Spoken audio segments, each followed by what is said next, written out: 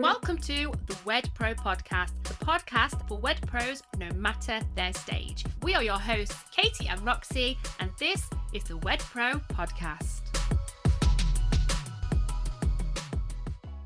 Hey, welcome to this week's episode where we're going to be diving into some goal hacks and mindset shifts that is going to be able to take your business to the next level. I'm Katie and I'm here with Roxy. Hello everyone, I hope you're doing very well. So today's episode is going to be a little bit different because we are going to be diving into something that every wedding business owner has faced, and I know that we have faced it ourselves as well, and that is feeling stuck. So you've set your goals, you're doing the work, but you just can't seem to hit that mark. And it's like, what is going on? And we all know that feeling, right? Like you set these big, exciting goals and then months later, you're still not there. So today we're going to be talking and diving into that really big question as to what is actually holding your wedding business back.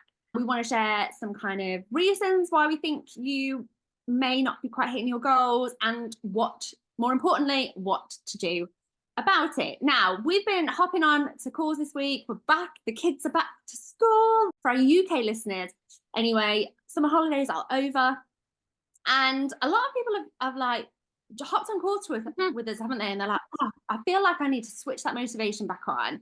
And I think because we're like entering like the final quarter of the year, we all know that we kind of wake up in January, it's new year, new start, new goals. But that doesn't mean that over the next kind of 4 months, we can kind of, take our foot off the gas a little bit, especially with kind of what goes on in the wedding industry as well. And I think actually this is another nice time of year. Like, yes, new year, January, and we'll definitely be talking about goal setting and things that we do in January in terms of where to take your business forward and how to reach those goals for 2025. Can you believe we're saying that? Wow. But I think it's just a nice opportunity. September, I think it's, start of a new season, autumn, kids going back to school. It's just nice to kind of readdress and reassess where you're at.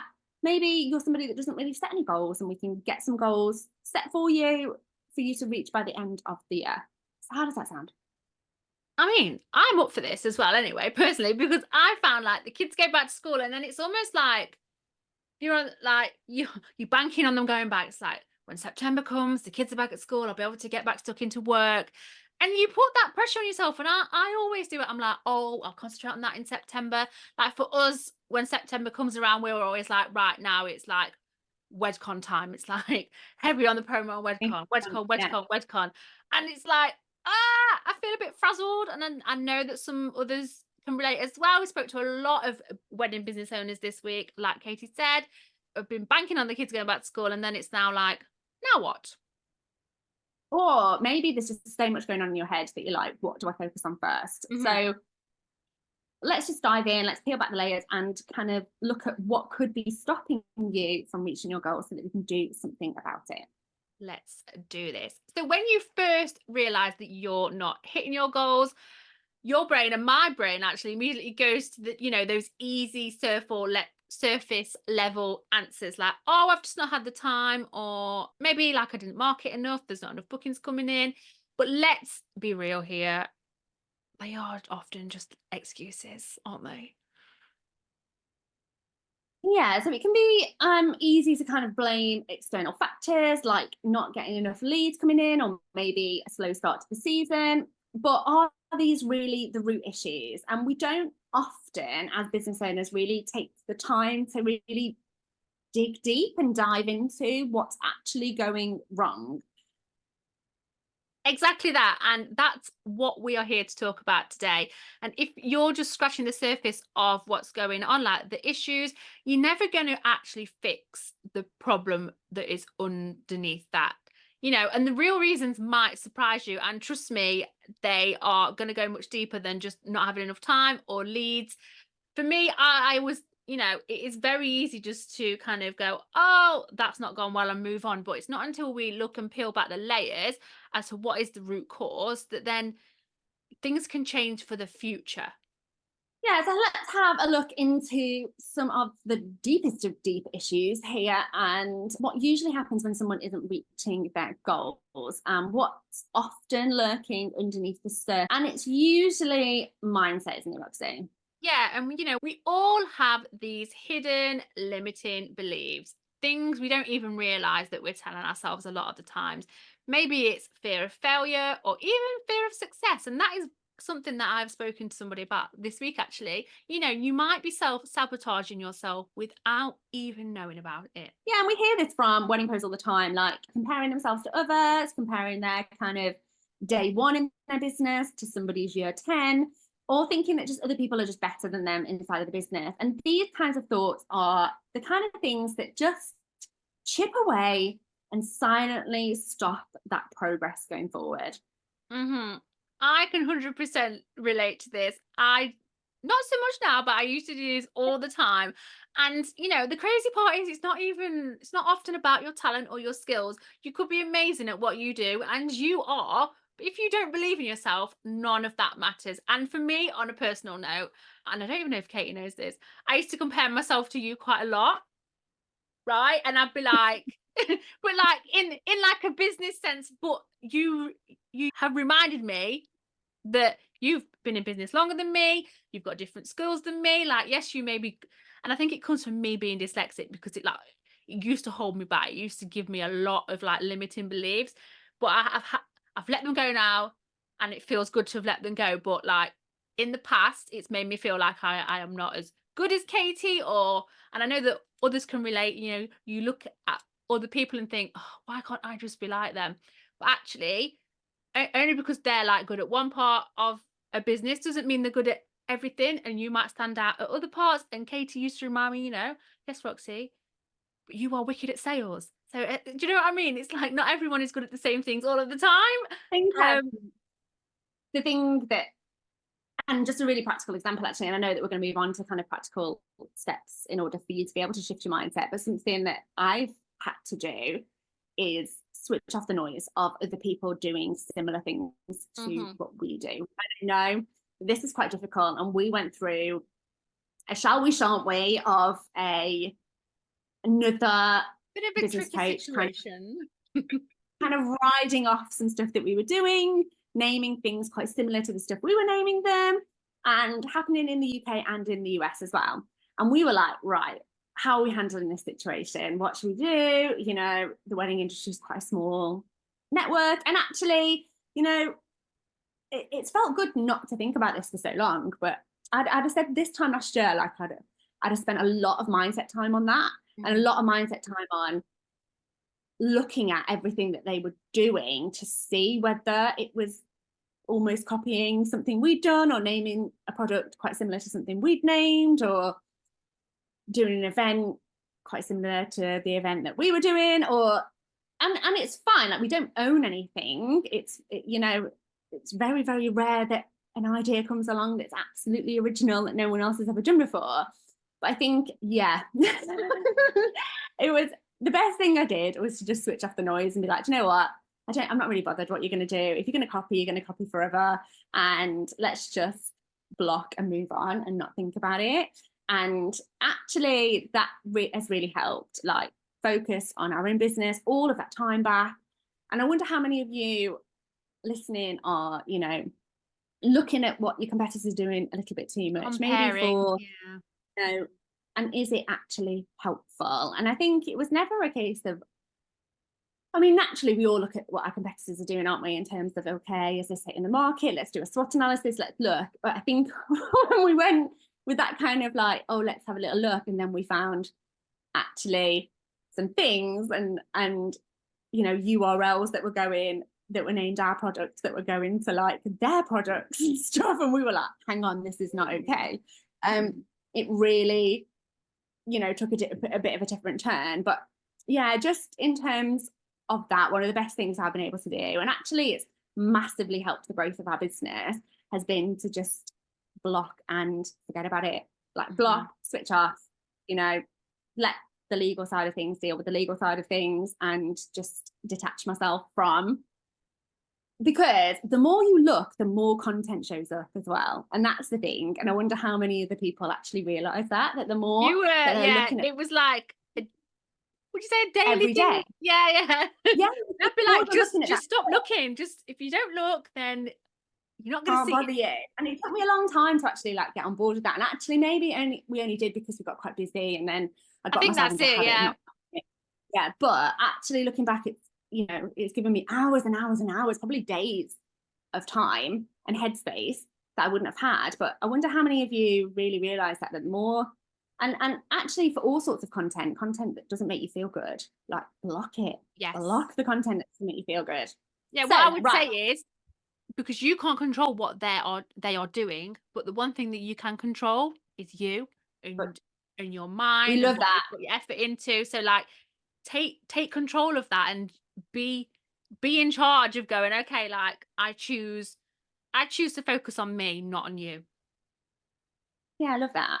So let's look at some other ways that we can actually shift the mindset. So we've talked about just one step there, but what other things can we do in terms of breaking through some of those mindset barriers, Roxy? So one thing that, and I know that you spoke about this recently, and I still have never done it, is journaling. And it's a really great way to start, write down all the reasons that think you're not going to reach your goals. And once you see those thoughts on paper, you can start to question like why it is that you maybe think like that.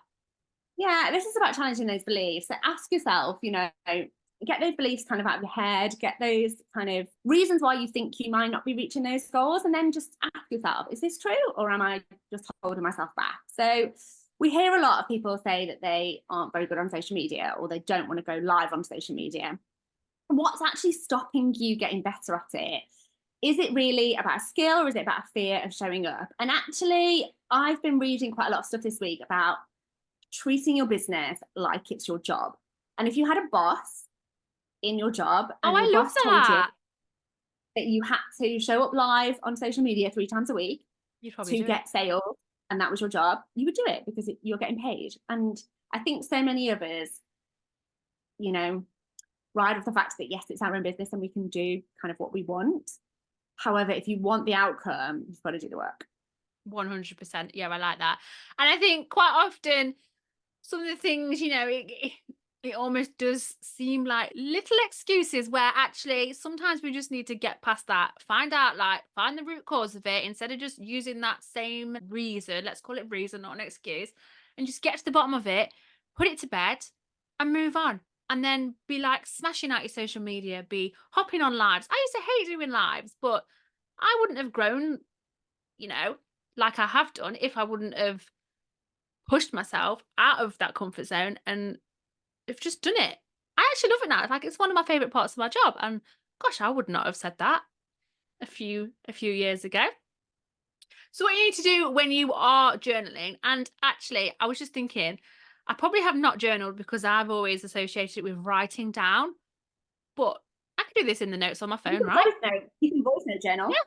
Exactly, right? So don't let the fact that maybe you're not so good at writing stop you from doing this.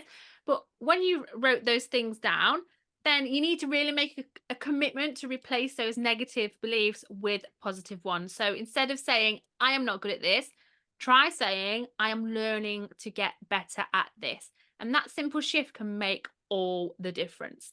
I do this mentally, but I'm going to start voice noting this and I'm going to start writing it in my notes and see if it makes a more of an impact. Now, when we talk about goal setting, we've all heard about making your goals SMART. But what does that mean? It means specific, measurable, actionable, relevant, and time bound. And actually, I've just reminded our crew this morning, it's Monday when we're recording this, to share their SMART goals for the week. But what actually does that look like for a wedding business owner? And how do we set goals in a way that is going to enable you to stay motivated, but more importantly, on track to reaching those goals? Yeah, because let's be real, just saying I want more bookings or I want to hit 6 figures isn't enough. You need a clear roadmap on how you're going to get there. So first, let's talk about timeframes. One mistake we see so often is that people set huge, overwhelming goals without any realistic deadline. if you've got a 12-month goal, it's really easy to feel lost by like month 3 if you don't have like smaller milestones in place instead. Yeah, so I think it's about definitely setting that big, exciting goal, but it's actually about breaking it down into sort of 90-day chunks. And when we do this, we do 90-day plans inside of our business, so pretty much what we're going to do week on week inside of our business. And it's a really good task that you can practice getting yourself into. What can I do over the next 3 months that will help move me closer to whatever your goal is?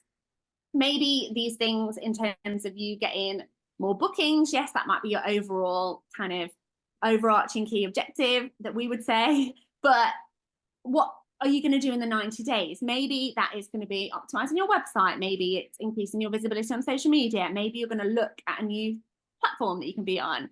Or maybe you're going to concentrate on booking a certain number of consultations. And then don't forget to break those 90-day goals down even further. So think about, what do you need to do weekly and on a daily basis to stay on track? So let's say your big goal is to increase your bookings by 20% this year.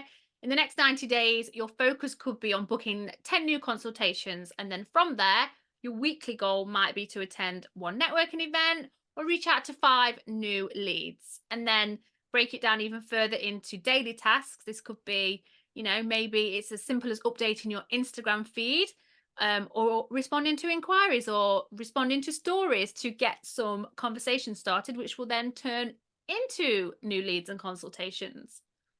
It's about keeping your kind of goals manageable, exactly like what we just said. If you kind of set like these big goals, 12 months goal, 5-year goals, 10-year plan, how do you really stay motivated or not lost in kind of like lost and not really knowing where to go? I mean, we've sat with so many people this week, like we said at the beginning of this podcast, boom, September, I've got all of these ideas for my business that I've put on pause because the kids have been off, it's been wedding season, it's been go.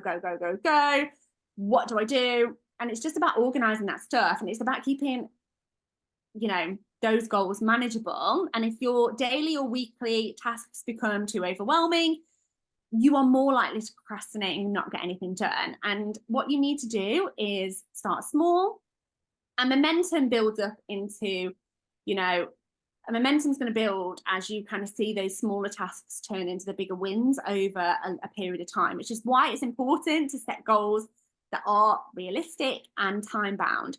And also don't forget to celebrate those little wins. Like that will do so much for your mindset, but these really are the stepping stones to the bigger goals, and the things actually that go kind of uncelebrated almost. Mm-hmm. Some people are so focused on that kind of end goal, and usually what happens for people that are focused on that end goal is that they then move the goalposts as they get closer to it, or they get distracted and they go off on another tangent as they're getting closer to the goal. But by bringing that timeline in, yes, having those bigger goals, but then looking at that and thinking, what do I want in the next 12 months of my business? What do I want in this final quarter? What do I want my wedding business to be on the 31st of December 2024? What do I want to have achieved? And then breaking it down into kind of 90 days and week by week. I love, what you said there about celebrating small wins. It's one of our favorite things to do inside of our group coaching program. And actually, personally, I love celebrating a win now, which I never used to do. Actually, I never used to be really good at setting goals. And it's only like the more I've done it, the easier it has become, and the more in line they have become with actually what I want to achieve. Before, I was quite like, I don't know, like blasé with what my goal would be. It'd be like something really stupid and I would never get there. It's like, though, how do you kind of know what you're working on? I mean, we can all get kind of distracted with the admin side of our business and doing the things inside of our business, sending invoices, checking payments, sending, contracts over, making sure things are signed off, posting on social media. All of those stuff, yes, is important. And yes, in sort of micro steps leads us to those kind of goals. But really, how do you know whether that wedding that you've just taken on at that venue, or that favor that you've done for somebody, or taking on a booking that you wouldn't have normally taken on, how are you going to know if that's going to get you to where you want to be, or whether you're just kind of going down like a path, rabbit hole, then all of a sudden going to turn into a wedding business that you didn't really think that you would own. And I think a lot of people don't stop and pause and think about, actually, what do I want from this business? And it's one of the things that we do on our strategy calls, isn't it? Like when we sit down with you on a strategy call, I want to not just know about your business, but I want to know about your life too. Like how much time can we dedicate to your business? What else is going on for you? Because, you know, like we say, the goal isn't to have a busier business. The goal is to earn more money, you know, with less weddings maybe, or to earn more money and have a team. So you're not so busy, and to automate things and to have, earn more, work less. Absolutely. And if we don't have like an idea as to what do I want out of this business, how do you know if it aligns? And I think this is really how you get into the nitty gritty of kind of decision making, and it actually helps you to make quick decisions for sure, because it's about thinking, does this fit in with where I see the business going? So maybe you're somebody that your end vision is for you to sell the business. Maybe that's going to take you down a different direction than somebody who kind of wants, you know, like a little bit of extra cash at the end of every single month. And there's no right or wrong as to where you sit and where you align. It's just going to look different for each and every single one of you, which is why it's important to just ask yourself that question: what do I want out of this business? And I think sometimes as well, like that can change from like year to year. For example, and I was smiling when Katie was saying that, because I was on a discovery call with a potential new client a couple of months ago, and she wanted to work with us because she wanted to grow a business and move it in one direction. But accidentally, after me kind of picking her brains, I kind of accidentally made her realize that she didn't want to go down that direction anymore. And I was like, oh, I think I've just sold myself out of a sale here. But more importantly, it made her realize, like, oh, okay, like this is not aligning with what I actually want. So she had to go away and do some soul searching. But if you don't, you know, if you're not setting goals that are aligning with your values and, you know, the vision of your business, then, you know, that can be a little bit difficult. So like, are you focusing on high-end weddings? Is it the destination weddings? You've really got to make sure that these goals are taking you in the direction that you really want to go, and that they aren't just looking good on paper, and they aren't just sounding nice to say to people, like, oh yeah, my big goal is this, like, oh, I've got a 5-year goal, I want to be, you know, a millionaire. So before we dive back in, we just want to take a moment to thank our sponsor, His Day. They're on a mission to make the wedding industry more inclusive and equitable, which is something that we are both really passionate about. Yeah, His Day provides wedding professionals with the tools, memberships, and resources they need to build not only successful businesses, but also ones that foster equality and diversity. They're all about helping you create a wedding business that's welcoming and inclusive for everyone, something the industry truly needs. So whether it's resources to level up your business or strategies to ensure that you're operating in a more equitable way, His Day has you covered. They're committed to making the wedding industry a space where everyone, regardless of background, can thrive and celebrate love in all of its forms. So if you're looking to build a business that aligns with these values and supports diversity, definitely check them out at His Day. Their memberships and resources are designed to help you grow while making a massively positive impact on this industry. So head over to hisday.co.uk and see how they can help you build a more inclusive and successful wedding business.